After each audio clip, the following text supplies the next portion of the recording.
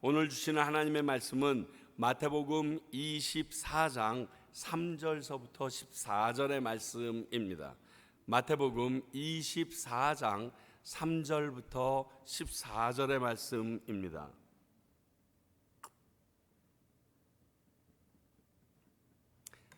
우리 모두 자리에서 일어나 주시고요. 제가 하나님의 말씀 읽겠습니다. 하나님의 말씀 들으시기 바랍니다.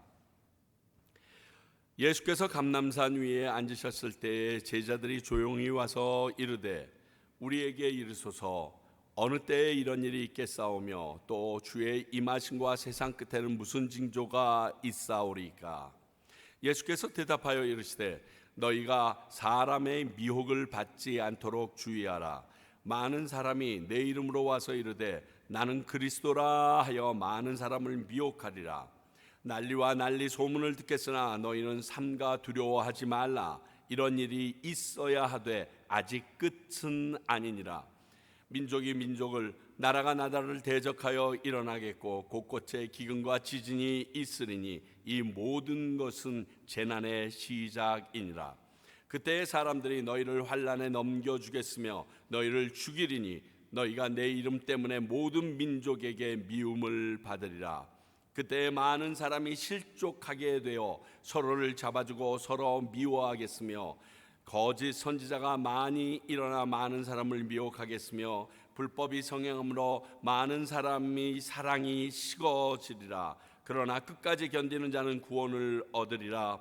이 천국 복음이 모든 민족에게 증언되기 위하여 온 세상에 전파되리니 그제야 끝이 오리라.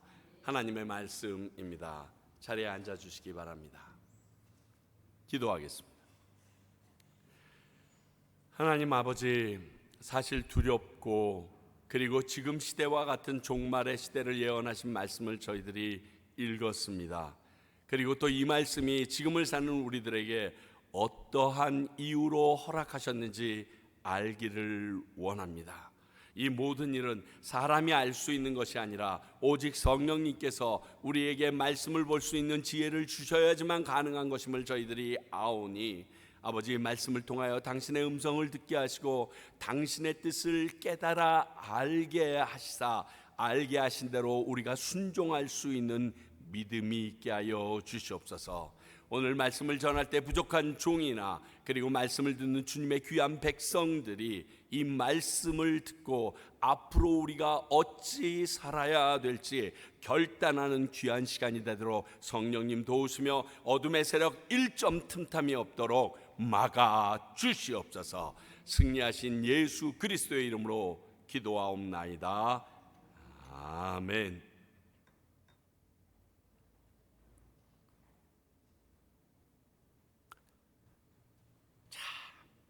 예수님께서 화 있을진저 바리새인들과 서기관들에게 이야기를 다 마치시고 나서 예루살렘 성전의 멸망에 대해서 1절, 2절을 통하여 제자들에게 알려주십니다.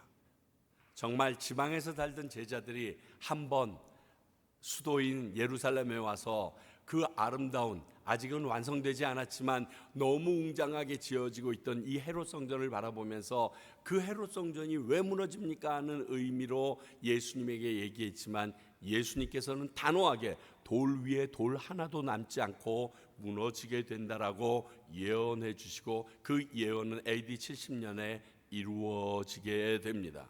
자, 이렇게 예루살렘의 멸망에 대한 예수님의 말씀을 들은 제자들은 예수님께 어느 때에 그런 일이 임하게 될런지, 그때가 되면 어떠한 징조들이 있게 될지 궁금해서 예수님에게 다가와서 묻는 장면이 오늘 읽은 말씀의 시작이 됩니다. 이런 제자들의 질문에 답하시는 내용이 오늘 본문의 말씀입니다. 다른 말로 종말에 있을 징조들에 대한 예언입니다. 지금 시대를 종말이라고 부르는 데는 믿음이 없는 사람들도 인정하는 시대입니다. 그래서 어떤 일이 벌어날 때 말도 안 되는 엄청나게 끔찍하거나 흉악하거나 황당한 일이 일어날 때 말세야 말세, 어르신들이 입을 모아 이야기합니다. 그러한 시대를 살고 있는 게 저희들인데 과연 이때 어떤 일이 있으며 우리는 어떻게 이 시대를 살아내야 하는지 오늘 말씀을 통해서 확인하는 시간이 되길 바랍니다. 먼저 주의 임하심과 세상 끝에 있을 징조에 대해서 얘기해 주셨는데 그것부터 좀 생각해 보기를 원합니다. 그때가 어느 때인지는 정확히 알 수 없습니다. 몇 년 몇 월 며칠이다 이야기하는 거 다 구라입니다. 그때가 언제는 알 수가 없지만 그때에 돼갈 때 일어나는 일들에 대해서는 오늘 말씀해 주셨습니다. 그러면 지금 살고 있는 우리의 시대와 함께 비교해 보면서 나가는 것도 여러분들께서 큰 도움이 될 겁니다. 첫 번째 4절 5절을 보니까 많은 거짓 선지자들이 미혹한다라고 써 있습니다. 자신이 예수라거나 메시아라거나 하나님이라고 하는 이들이 있으면 거두절미하고 거짓이다라고 보면 됩니다. 혹시 이런 거 생각도 하지 마세요. 없습니다. 자, 왜냐하면 그분이 다시 오시는 것은 모든 사람이 온 세상이 알게 된다고 우리가 다음이나 다음 주일쯤 배울 텐데 28절 이하에 분명히 얘기해 주셨습니다. 곧 내가 재림 예수라고 말할 필요가 없다는 겁니다. 그냥 예수님이 오시면 저분이 재림 예수구나 하고 다 알게 될 거라고 얘기해 주셨어요. 명확하고 확실하게 오신다는 겁니다. 그래서 어떤 사람이 그분을 재림 예수로 인정하고 그분은 인정 못하고 이러한 일에 시시비비가 없을 것입니다. 그날에 저분이 예수구나, 저분이 오시마 했던 심판주구나 그냥 알게 된다라고 말합니다. 다음번에 다시 나누겠지만 그래서 그리스도가 광야에 있다고 해도 나가지 말고 골방에 있다 해도 믿지 말라 그렇게 말합니다. 자, 마태복음 24장 27절 맛배기 볼까요? 번개가 동편에서 나서 서편까지 번쩍임같이 인자의 임함도 그러하리라. 그렇잖아요. 번개가 번쩍 치면 우리가 전부 다 소스라치게 놀랍니다. 번개 친 걸 느낍니다.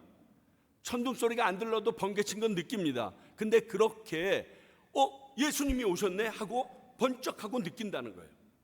그분의 약속이에요. 이렇게 말씀하셨음을 기억하십시오. 그분의 재림은 모든 사람이 알도록 오십니다. 예수님이 왔는지 모르겠어. 재림 예수가 왔는지 모르겠어. 예수 안 믿는 사람도 다 아는 거예요. 또 하나, 스스로 그리스도라고 하지는 않지만 이 거짓 선지자들은 교회 공동체 안에도 있을 수 있다는 사실입니다. 앞에 얘기한 것처럼 5절에 내가 그리스도라 이렇게 얘기하면 우리가 이렇게 딱 분별해 버리면 되는데 거짓 선지자들은 참 분별이 쉽지 않습니다. 하나님의 말씀을 자기의 유익과 필요대로 해석하고 성도들의 귀에 달콤하고 편안한 이야기들만 전해주는 사람이 될 수도 있습니다. 이 거짓 선지자들은요, 바울이 있었던 초대교회 시대에도 많아서 우리가 매주 수요일날 배우고 있는 디모데 전후서를 통해서도 디모데에게 계속 이들을 경계하라고 말하고 계시고요, 바울 사도가 편지를 모든 교회마다 서신서를 볼 때마다 이 거짓 선지자에 대해서, 거짓 교사에 대해서 끊임없이 경고하고 있는 것을 볼 수 있습니다. 근데 이 거짓 교사가 그들이 살고 있는 에베소시나 데살로니가시나 그렇게 움직이는 게 고린도시가 아니라 고린도 교회 안에, 데살로니가 교회 안에, 그 교회 안에, 에베소 교회 안에서 이렇게 움직이고 있는, 물론 강하게 책망하는 설교를 들었다고 모든 사람이 회개하는 건 아닙니다. 근데 막 최유찬 같이 막 이런 때리는 설교 듣고 나면 너무 좋아해요. 지가 회개했는 줄 알고. 그거랑 상관없어요. 그 말씀을 듣고 회개는 여러분들이 해야 되는 거예요. 그 말을 들었다고 야단 맞았다고 죄에서 면피되는 건 아니에요. 회개는 여러분들의 몫입니다. 그렇지만 하나님의 말씀대로 살아갈 길에 훨씬 한 걸음 더 나아가는 채찍은 되지 않을까요? 그런 마음이 저에게 있어요. 왜? 이 말씀을 저에게 먼저 해주셨기 때문에. 너 지금 잘못 가고 있다. 너 지금 잘못 생각하고 있다. 너 그렇게 말하면 나중에 그 말한 걸로 네가 갚으리라 얘기하시니까 제가 여러분은 그 길 가지 않도록 그냥 쉐어하는 거예요. 야단친다고 생각하지 마세요. 다는 아니지만 교회 부흥을 위한 컨퍼런스를 보면 안타까운 게 뭐냐면 어떻게 하면 교인을 많이 모일까, 이 스킬을 가르쳐줘요. 기술을. 그리고 어떻게 하면 교인들이 좋아하는지 설교하는 방법을 가르쳐줘요. 그걸 전수받는 것이 저는 참으로 마음이 아픕니다. 물론 훈련은 필요합니다. 끊임없이 필요합니다. 그러나 그러한 기술로 예수 믿는 자가 더해지지 않습니다. 오죽하면 바울을 보면서 차라리 쟤는 글로 봤을 때가 좋았다, 직접 보니까 은혜가 안 된다까지 성경은 얘기합니다. 조나단 에드워드 설교 시간에 올라와서 요한복음을 읽어버립니다. 근데 요한복음을 읽는데 엄청난 부흥과 회개가 일어나기 시작합니다. 어떻게 설명할래요? 이것만 보아도 지금의 세상은 주님이 오실 마지막 때가 가까웠음을 충분히 알 수 있습니다. 한동안 이 설교하기에 도움을 주려고 JMS가 떴는지 모르겠는데 하여간 난리가 났잖아요. 두 번째 6절 7절을 보니까 난리와 난리의 소문을 듣게 된다라고 적혀 있습니다. 자, 여러분들이 살아온 연수가 다 다를 거지만 여러분들이 지금까지 살아온 생 중에서 요즘처럼 전쟁, 천재지변, 전염병, 위기의 지구 이런 얘기 많이 들어보신 적 있으세요? 여러분들이 살아오신 그 적으면 적은 30년, 길면 긴 60년, 70년을 사시면서 지금보다 더 이 난리 법석 뜨는 소식을 들어본 적이 있으세요? 없죠. 미혹의 소리가 더불어 사방에 난리의 소문이 넘쳐나게 된다라고 말씀하고 있습니다. 그런데 이것은 재난의 시작일 뿐이라는 단서를 딱 붙이십니다. 여기에 우리는 생각을 딱 초점을 맞추셔야 됩니다. 이런 난리가 나니까 이제 세상이 끝났구나가 아니라 이렇게 되기 시작하면 종말의 시작이 왔구나라고 느끼라는 거예요. 생각해 보세요. 14세기에 유럽에 흑사병이 돕니다. 그때 정확한 인원을 계수할 수 없지만 추정 인원으로 작게 잡아도 7,500만, 그 당시 14세기 인구를 생각해 보세요. 전체 인구의 4분의 1이 없어지는 겁니다. 많이 잡으면 약 2억 명의 목숨을 앗아간 인류 역사상 최악의 전염병이 돌았습니다. 그 뒤에도 17세기에 이르기까지 이 흑사병이라고 이름하는 이 병은요, 온 지구상의 최악의 병으로 불려지면서 사람들이 두려워했고 흑사병을 이기려고 검은 도포자락에 도끼를 들고 다니고 그런 모양까지 취했었다고요. 자, 근데 오늘 이 말씀을 알고 있는 기독교인들이 이러한 전염병이 돌 때 어떤 생각을 했을까요? 예수님 오시는구나, 세상 끝났구나, 당연히 생각 안 했겠어요? 자, 그러면 1차 세계대전을 겪었을 때 뭐라고 생각했을까요? 2차 세계대전을 겪고 우리 한국 동란을 겪었을 때 그때 어르신들이 이 말씀을 기억하고 있을 때 무슨 생각하셨을까요? 그런데 그게 시작이었다는 거예요. 끝이 아니라 끝의 시작이었다는 거예요. 이 라운지가 되게 넓고 되게 길어요. 왜? 하나님의 하루는 첫날 같고 하나님의 첫날은 하루 같으니까. 우크라이나 전쟁 소식을 듣는 우리 시대는 어떨까요? 또 수많은 홍수, 가뭄, 기상변화로 인한 재해 소식을 우리 매일매일 듣고 있는 지금은 어떻습니까? 이것 하나만 가지고는 이제 종말이 됐다라고 얘기하기에는 필요 충분 조건이 맞지 않습니다. 단정 짓기 어렵습니다. 그러나 종말에 가까이 온 것은 확실해요. 확실한 징후예요. 그래서 나머지 징조들도 함께 돌아봐야 하는 겁니다. 자, 세 번째 징조 9절 10절을 보면 뭐가 있다고요? 믿는 자들이 핍박을 받게 된다라는 말이 나옵니다. 근데 말이죠, 이것도 로마의 기독교 박해는 AD 64년 네로 황제로부터 시작해서 도미티안을 거쳐서, 도미티안 때 여러분들이 알고 있는 그 수많은 사람을 화형시키고 사자에게 주는 그때인데, 그때를 뛰어넘어서 트라야누스라는 황제 때 세 번째 3대째 기독교 핍박하는 황제가 나타났을 때 드디어 기독교인들을 기름에 넣어서 옆에 가로등 대신 쓰는 일들이 일어나기 시작합니다. 왜 그랬냐? 이 티라누스라는 이 황제는 어차피 죽으면 되는 신이 살아서 되고 싶은 거예요. 그러니까 황제를 숭배하지 않는 모든 사람들은 쳐 죽이려는데, 제1계명이 뭐예요? 1, 2계명이 나 외에 다른 신을 섬기지 말고 두지 말라예요. 기독교인들이 예스할 리가 없어요. 그러니까 그때 제일 많은 순교자가 일어납니다.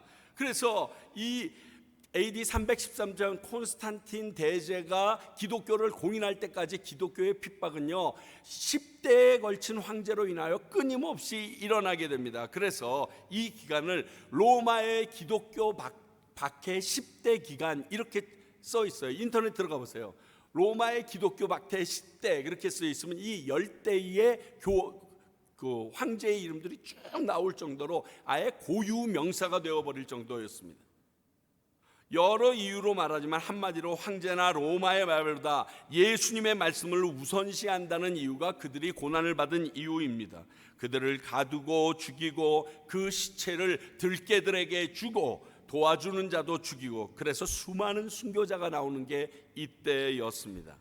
아마 이때 오늘 말씀을 기억하는 바울을 포함한 사도들과 기독교인들은 이제 예수님이 곧 오신다고 믿기에 충분했습니다. 그래서 바울 서신을 보면 바울이 모든 것을 두려워하지 않는 그 배우의 모습이 장차 올 영광에 대하여 자꾸만 언급을 합니다. 왜? 예수님이 하신 말씀이 있는데 그 징조가 지금 눈앞에 다 다가오고 있으니까 됐어. 내가 죽어도 1, 2년 있다가 다시 깨어날 텐데 뭐 이런 생각을 할 정도로 급박한 종말 사상이 당시 초기 기독교인들에게는 팽배해 있었습니다. 그랬기 때문에 그들이 고난을 웃으면서 넘어갈 수 있었어요. 감당할 수가 있었던 거예요. 죽으면 어때? 금방 예수님 오시는데. 너희들이 그 난리를 쳐받아 예수님 오셔. 그래서 카타콤이라는 무덤에 들어가서까지 예수님을 섬기고 예수님의 말씀을 읽고 하는데 그들이 주저하지 않았던 거예요. 여러분 로마에 가시면 꼭 카타콤 한번 들어가 보세요. 입구에 딱 발을 디디면요 눈물이 왈칵 나요. 이렇게 편안한 곳에서 예배드리는데 나 지금 뭐 하고 있지? 이 생각이요 나를 정신없이 후들려 까가지고 이렇게 살면 안 되지, 이 생각이 들어요. 그들은 관광차만 보는지 모르지만 하나님께서 똑바로 믿어라 하는 것 같아요.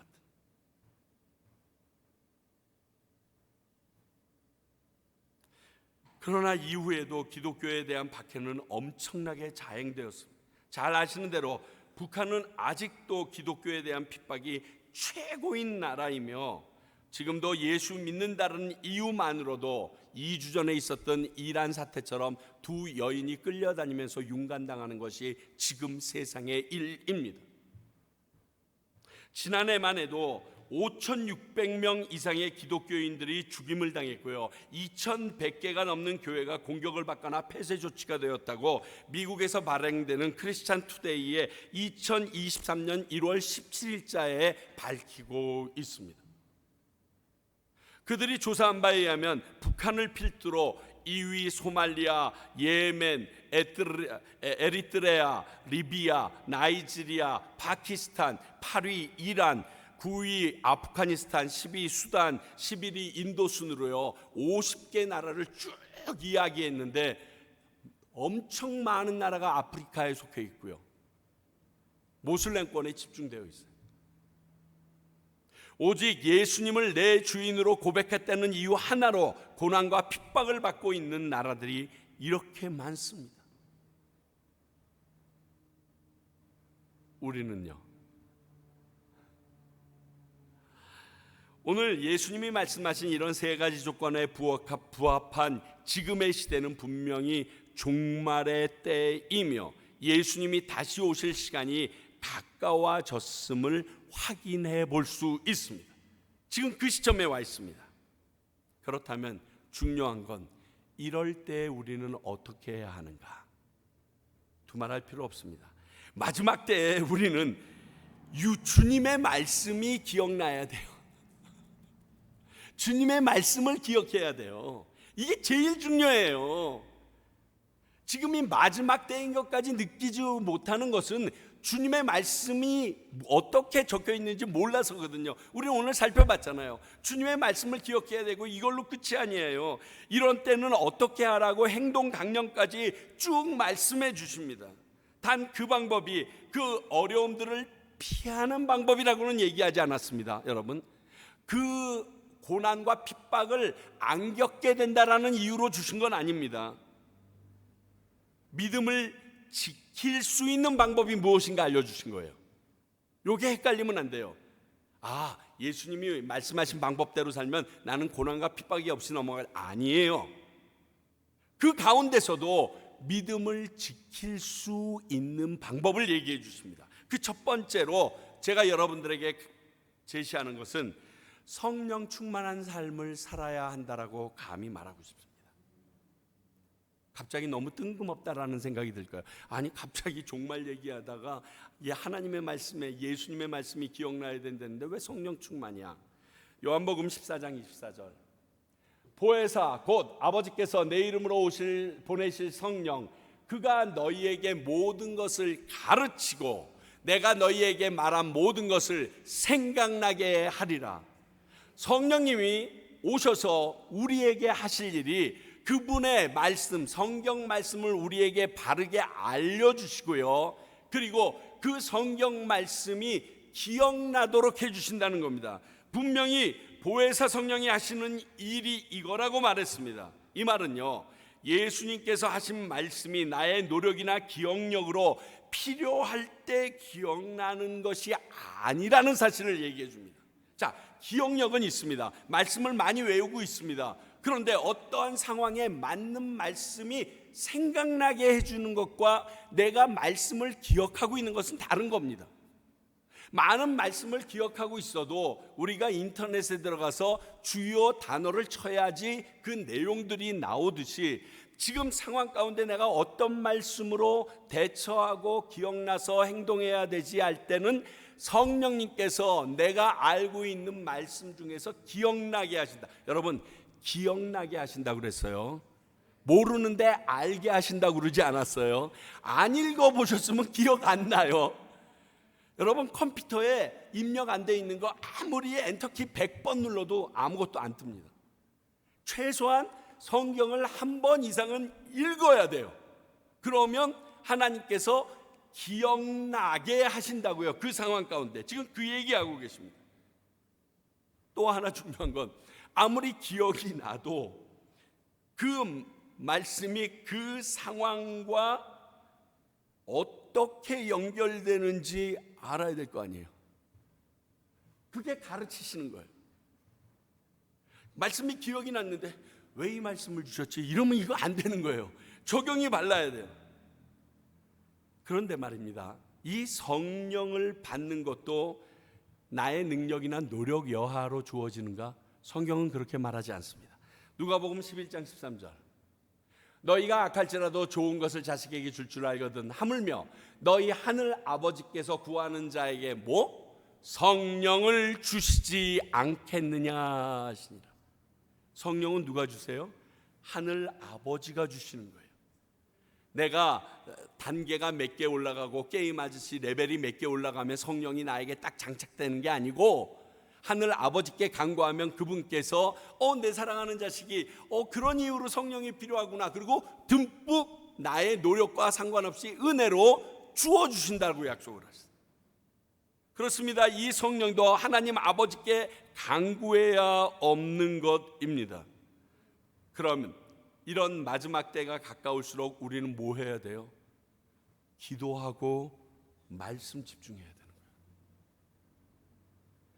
거예요. 괜히 기도하라고, 괜히 말씀 많이 보라고 얘기하는 게 아니에요. 지금이 말세이기 때문에 하나님의 음성을 명확하게 깨달아서 내가 이 말세를 하나님의 신앙을 지키며 예수 그리스도의 마음을 가지고 살아갈 수 있는 방법이 기도와 성경밖에 없는 거예요. 그래서 그렇게 하라고 하는 거예요. 기쁘게 주님을 맞이할 수 있는 길이 그 길이에요. 그러므로 성령 충만한 삶을 위해서 기도와 말씀 중심의 삶을 살아야 합니다. 그리고 제가 두 번째로 여러분들에게 제시하는 것은 말씀이 기억났으면 그 기억난 말씀대로 순종하셔야 돼요.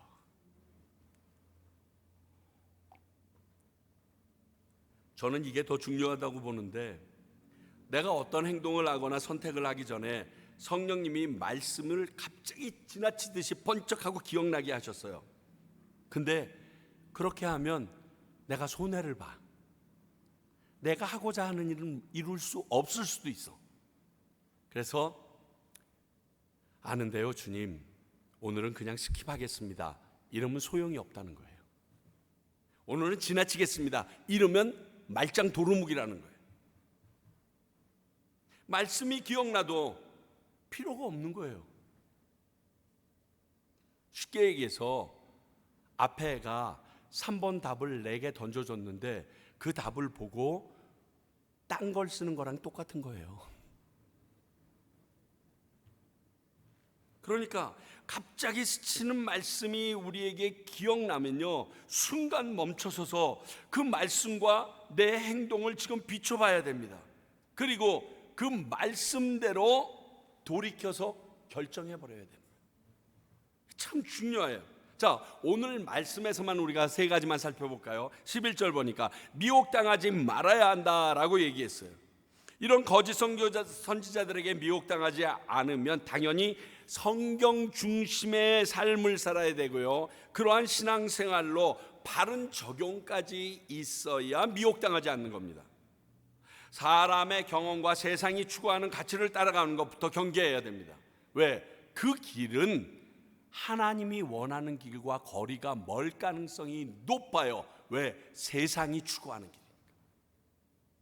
그러기에 예수 믿는 사람들이 세상에서 어리석고 미신을 믿는 사람처럼 오해받을 수도 있습니다. 말해요, 그렇게. 그냥 당연하게 들으세요. 그리고 그 말씀을 이상하게 해석하고 잘못 적용하는 것에 대해서도 경계하셔야 돼요. 좋은 말씀을 주셨는데 엉뚱하게 원숭이 똥구멍은 빨개, 빨가면 사과, 뭐 이따구로 나가면 안 돼요. 그렇게 해석하는 사람들이 너무 많거든요. 그런 경우가 너무너무 많아요. 그래서 말씀 묵상이나 큐티를 강조하는 것이 이런 이유입니다. 평상시에 이 훈련이 되어 있지 않으면 이런 절대절명의 시간에 엉뚱한 적용으로 하나님이 원하시는 길과 멀어지게 되어버립니다. 평상시에 계속 큐티하고 말씀 묵상을 하다 보면 하나님의 음성을 성경 말씀을 통하여 바르게 내게 적용시키고 살아가는 훈련이 완성되어지거든요. 성경 공부는요, 여러분 시간 뺏으려고 하는 게 아니에요. 여러분 막 세뇌시켜가지고 돈 조금이라도 더 뜯어내려고 이러는 게 아니에요. 여러분 막 괴롭히려는 게 아니에요. 성도들이 바른 길을 가는 방법을 훈련시키는 일종의 독도법, 지도 보는 법을 독도법이라고 그러죠. 여러분 지도 아무리 독도법을 모르면요, 지도 써 있는 것에 갈 수가 없어요. 특히 해도는 더해요. 바다에서는 다 그게 그거 같거든요. 그래서 예전에 그 조그만 호수인데 호수 위에 배를 빌려줬더니 들어오는데 2시간 반이 됐는데도 안 들어와. 그래서 왜 안 들어오나 그랬더니 지도를 줬는데 지도 보는 법을 몰라. 그러니까 이 항구 한 번 들렸다, 저 항구 한 번 들렸다, 남의 집 앞에 한 번 들어갔다, 옆집 들어갔다가 뺑글뺑글 돌다가 나중에 저희가 조그만 제트스키 타고 나가는데 목사님 살려주세요. 뭘 살려줘? 바로 앞인데. 그랬더니 엥? 성경 공부는 그 시간이에요. 그 지도 보는 방법, 하나님이 원하시는 그 길로 가는 방법을 알려주는 그 훈련이에요. 그런데 그 훈련을 게을리하면 이런 어려운 시대에 하나님께서 우리에게 말씀을 줬어요. 지도를 딱 줬어. 근데 어디로 가야 되는지 몰라. 적용을 잘못하는 거예요. 두 번째를 보면 10절 12절에 사랑이 회복되어야 된다라고 써 있잖아요. 너희들 사랑을 회복해야 된다. 사랑이 식어진다. 미움보다 용서를 선택하라는 뜻이에요. 여러분, 이거는 질투보다 포용을 선택하라는 뜻이에요. 이미 살펴본 것처럼 우리 마태복음 18장에서 죄를 지은 형제를 출교시켜야 된다라는 말이 먼저 나옵니다. 어떻게 한 사람이 가고 두 사람, 세 사람이 가고 어떻게 출교해야 된다는 말 다 끝난 다음에 예수님께서 베드로가 얘기합니다. 얼만큼 용서해줘요? 그랬더니 7번씩 70번 얘기하면서 나온 비유가 10,000달란트 빚진 자의 비유가 나옵니다. 그 10,000달란트 빚진 자의 비유가 나오면서 이렇게 말씀하시죠. 마태복음 18장 35절. 너희가 각각 마음으로부터 형제를 용서하지 아니하면 하늘 아버지께서도 너희에게 이같이 하시리라. 이 말은요, 다른 사람이 나에게 지은 죄가 확실해. 그런데 그 죄를 아는데 그것을 용서해 주지 않으면 나도 하나님으로부터 나의 죄를 용서받을 수 없다라는 무서운 말씀이라고 여러분들과 나눴습니다. 기억하십니까? 무서운 말씀은 자꾸만 잊어버리셔서. 그리고 이런 일은 세상보다 교회 공동체 안에서 믿는다는 사람들 사이에서 더 죄를 단죄하고 용서하지 못하는 경향이 크다고까지 여러분들에게 말씀드렸습니다. 기억하고 계십니까? 그게 소주가 없어서 용서하지 않는 게 아니에요. 오늘 말씀은 불법으로 사랑이 식었다고 표현하는데 세상에서는 죄가 아닐 수가 있겠으나 하나님 말씀에 의하면 불법인 경우가 번번이 일어남으로 인하여 생기는 무뎌진 모습입니다. 그래서 그 사랑이 점점 식어버립니다. 사랑이 없으면 그 부분을 받아줄 수 없는데 법으로서 그런 것이 우리 마음을 점점 식혀주는데 그게 하나님의 입장에서는 불법인 법인데 세상은 인정하고 있다는 그런 내용입니다. 요즘 시대에요, 용서해주면 뉴스에 나와요. 뉴스에 하도 용서를 안 해주니까 용서해주면 뉴스에 나와요. 그만큼 용서보다 법대로 처리하는 게 당연시되는 시대입니다. 이런 시대를 역행해 나가야 되는 게 우리들이에요. 교회 안에서 목사가, 리더십들이 교인을 용서하지 않았는데 그 목사가 교인들에게 구원을 얘기해요. 그러면 무슨 얘기인지 단적으로 얘기할게요. 복음을 전하고 있는 목사는 용서받지 못해서 지옥 갈 사람인데 지옥 갈 사람에게 지금 강의 듣고 있는 교인들인 거예요. 제가 한번 이렇게 생각하고 나니까요, 소름이 끼치는 거예요.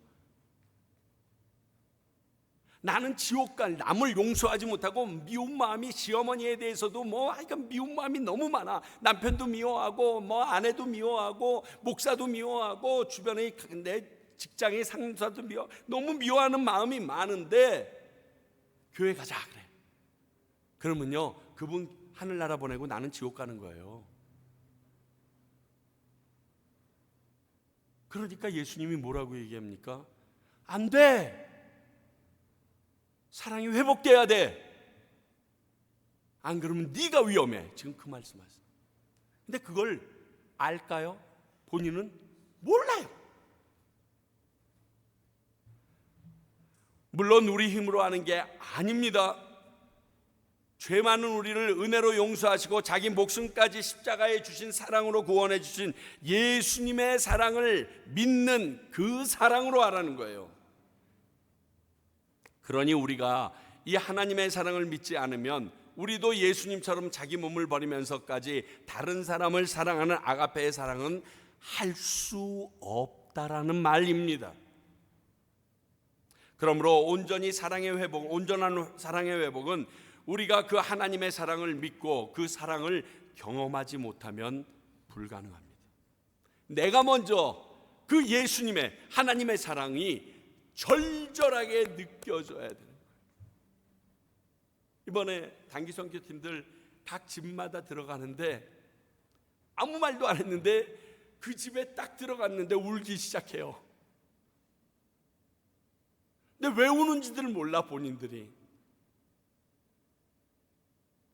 하나님의 사랑을 경험했기 때문에 내게서 그 하나님의 사랑이 눈물로 그 자리에 터져 나오는 거예요.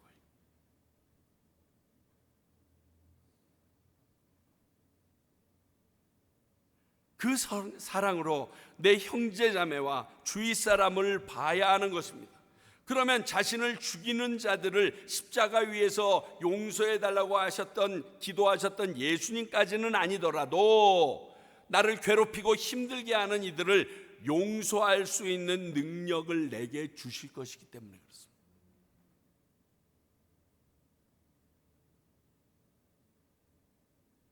오늘 말씀 중에서 세 번째 기억나야 될 말씀 13절을 얘기하시는데요. 환난을 끝까지 견뎌내야 된다라고 합니다. 그렇게 얘기하셨죠. 말세에는 핍박이 있다고 믿는 자들에게. 예수님이 이름 때문에 받는 고난을 달게 여길 수 있어야 합니다. 이 말씀에 대해서 최근에 너무 많이 자주 나누었기 때문에 부담이 되실까 봐 더 이상 거론하진 않겠습니다. 그러나 나의 잘못이 아닌 오직 예수님의 말씀대로 따르다가 예수님을 위한 사역을 하다가 받는 핍박을 기뻐하시기 바랍니다. 왜냐하면 앞에서 핍박하는 나라들을 열거했지만 그 외 지역에 거주하는 크리스천들은 어쩌면 거의 경험할 수 없는 일이기 때문에 그렇습니다. 여러분들 생각해 보시면 알아요. 예수님으로 말미암아 욕먹고 박해받고 모든 악한 말을 들으면 천국을 차지하는 복이 있다라고 마태복음 5장에 예수님은 분명하게 얘기해 주셨어요. 자, 그러면 이렇게 적용하는 겁니다. 천국에 대한 확신이 없는 분이 이런 예수님 때문에 핍박을 받아요. 그러면 천국에 대한 명확한 증거를 받는 거예요. 아, 이제 나 천국에, 그러니까 기뻐해야죠. 천국 가나 안 가나 막 고민할 필요가 없는 거야. 예수님 때문에 막 침배침 당하고 집에 들어갔는데 똥을 찢고 그리고 교회에서 열심히 기도하다 들어갔더니 아니 그래서 머리카락 뜯기고 너무너무 행복한 거야. 이제 난 천국 확실하구나. 이게 되는 거야.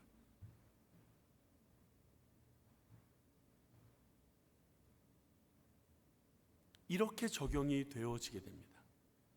그런데 오늘 말씀은 한 가지를 더 말하십니다. 14절에 모든 민족에게 복음을 전해야 한다라고 말하고 있어요. 그때의 끝이라고. 내가 온다고. 그래야 세상의 끝이 오고 주님이 오신다는 겁니다. 아까 살펴보았듯이 종말의 징조는 지금 우리 눈앞에 다가와 있습니다. 그런데 우리가 해야 할 일을 다 하지 못해서 그분이 다가오지 못하고 있다는 느낌을 주는 게 24절 말씀이에요. 자, 여러분 14절 말씀 우리 한번 같이 읽어봅시다. 이 천국 복음이 모든 민족에게 증언되기 위하여 온 세상에 전파되리니 그제야 끝이 오리라. 우리 하나님은 어떤 하나님이요? 공평하신 하나님이세요. 복음을 안 들어본 사람들에게 복음을 왜 안 믿었냐고 얘기할 수 없는 거예요. 그러니까 그 공평하신 하나님은 모든 민족과 열방 가운데 복음을 들어봐야 되는 거예요. 그러니까 우리가 이 지역에 있는 한인들에게 전도할 때 다른 생각하지 마시고 이런 생각으로 하세요. 너 예수 믿어? 교회 다녀야 된다는 얘기 들었지? 예수님이 우리 위해서 죽고 그 예수 믿으면 구원받는다는 말 들었어? 들어봤어. 넌 들었다. 됐지? 끝났어. 그러고서 그냥 돌이키시면 돼요. 너무 요나 같긴 하지만 왜? 내 옆에 그 사람들을 주셨어. 그런데 그걸 못 들었어. 그러면 내 책임이야. 근데 난 말했어. 확인까지 받았어. 그러면 이제 누구 책임? 공평하신 하나님이 그 사람 책임지는 거예요. 전도를 할 때 이러한 배짱이 있어야지. 좀 예수 좀 믿어주세요. 예수를 믿으시면 뭐 비비꼬고 어깨 끝내리고 이단들, 그거 아니에요. 난 전했다. 너 분명히 들었다고 그랬다. 하나님께서 너에게도 전했다. 그 사람 딱 만날 때마다 너 분명히 안다고 그랬지? 그러고 지나가는 거예요. 그럼 얼마나 찝찝하겠어요. 지금 얘가 왜 이럴까? 저게 무슨 소리일까? 야야야, 왜 그러는데? 성경에 써있기를 이 말을 들은 사람이 예수 안 믿으면 자기 책임이고, 예수님 이 말을 못 들었으면 옆에 있던 내 책임이라고 했으니까 내 책임은 끝났어. 네가 지옥 가고 천국 가고는 이제 내 책임 아니야. 할렐루야. 그러고서 싹 지나가면 얼마나 찝찝하겠어요. 아마 교통사고가 나도 지나가다가 돌부리에 체해도 이러면서 아마 어느 날 저 뒷문에서 문 슬금 열고 올걸요. 이게 맞는 말이에요. 오늘 14절 말씀이.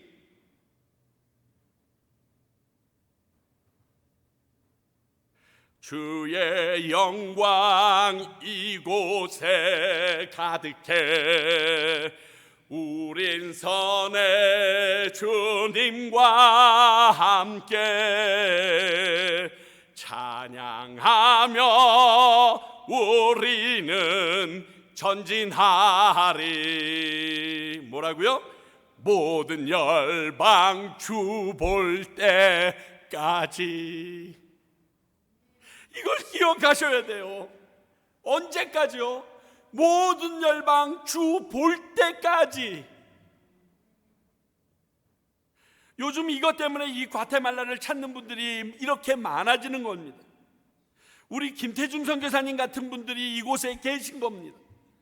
우리 교회가 이 선교사님들의 사역을 섬기는 이유가 바로 이것 때문입니다. 오늘 예배 마치고 피곤하지만 정말 가기 싫지만 꼬방에 가야 되는 이유가 이것 때문입니다. 문제는 나는 이 복음을 전하지 않고 도와준다는 명목으로 남들만 시키고 내 주위에 있는 사람들에게 복음을 전하지 않는 게 문제입니다.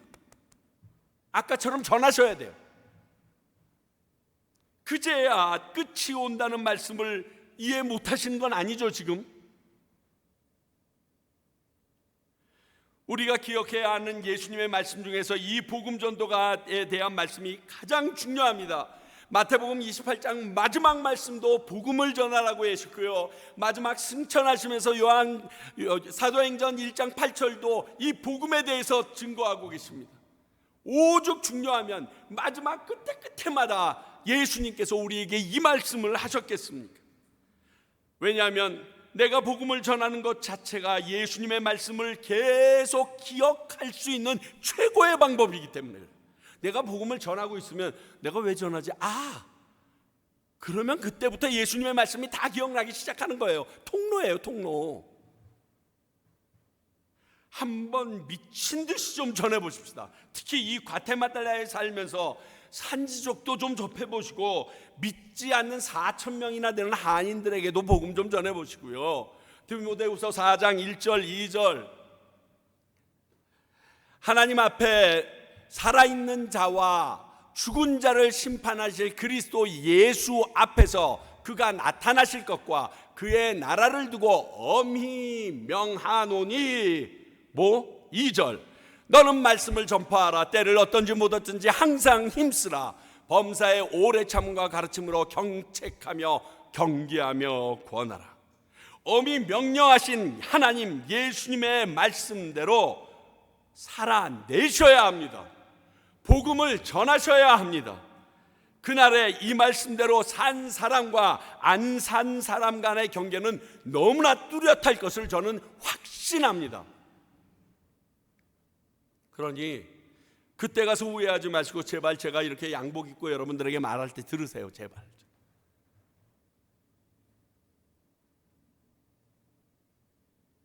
그 복음 전하는 것이 하나님의 말씀을 기억하는 것이고 내가 천국 백성이 된 것을 확신하는 길이며 예수 그리스도를 이 땅에 오도록 한 시간이라도 땡기는 방법입니다. 기도하겠습니다. 하나님 아버지, 오늘 말씀을 통하여 저희들이 이 말세지 말에 해야 될 일이 무엇인지 명확하게 알았습니다.